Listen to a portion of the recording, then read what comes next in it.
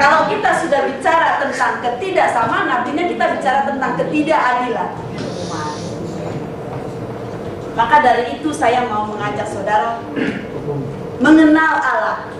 Allah itu yang bagaimana? Gak usah kita bicara lah Allah pencipta, semua orang udah tahu. Anak TK pun tahu. Saya mau mengajak saudara melihat Allah yang adil. Karena kalau saya bilang Allah Maha Pengasih, ada orang yang permohonan-permohonannya nggak pernah terkabul, dia bilang nggak mungkin, Allah nggak pernah ngasih saya apa-apa. Betul kan? Lebih enak bicara tentang Allah yang adil. Karena apapun yang kita alami sehubungan dengan pertumbuhan iman dan peristiwa-peristiwa yang harus kita alami, itu pasti dalam hati nurani kita, dalam hati kecil kita mengakuinya bahwa Allah itu adil. Bukan cuma kasih. Kalau kasih, kita akan membanding-bandingkan. Sama orang yang di sana Allah kasih harta, sama orang yang di sana Allah kasih talenta, sama orang yang di sana Allah kasih kecantikan, sama saya Allah kasih penderitaan. Kan gak enak.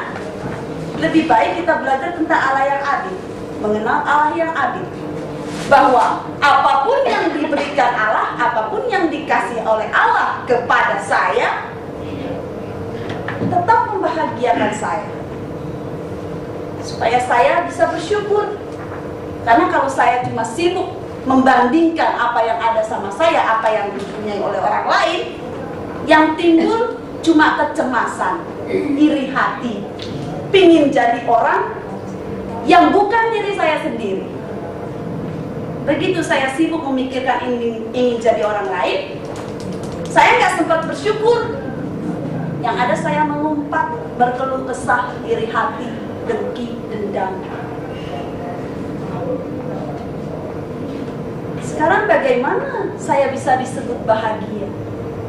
Kalau saya setiap hari harus memikirkan rasa tidak suka kalau melihat orang yang cantik, rasa iri kalau melihat orang yang pintar, rasa tidak senang terhadap orang yang tidak homogen dengan saya. Kalau saya merasa diri saya kaya, saya cuma mau gaul sama kelompok-kelompok orang kaya.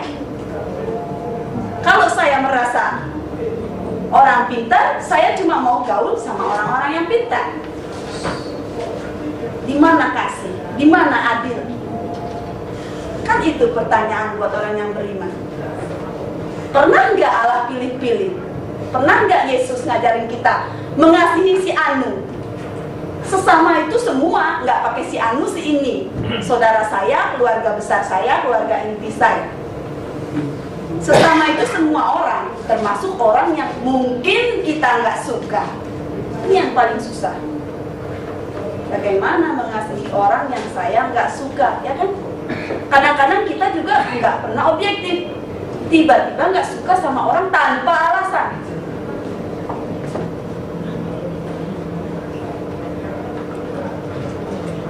Pernah nggak saudara-saudara merasakan hal ini?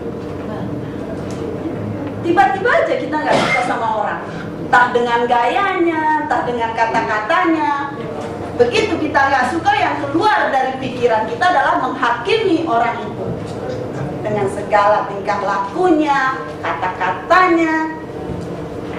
Begitu kita sibuk menghakimi orang, kita ini lagunya seperti hakim. Padahal hakim agung cuma Tuhan, Yesus. Tapi kita sering berlaku lebih dari Yesus kan? Wah, si anu begini, si itu begitu, ya kan?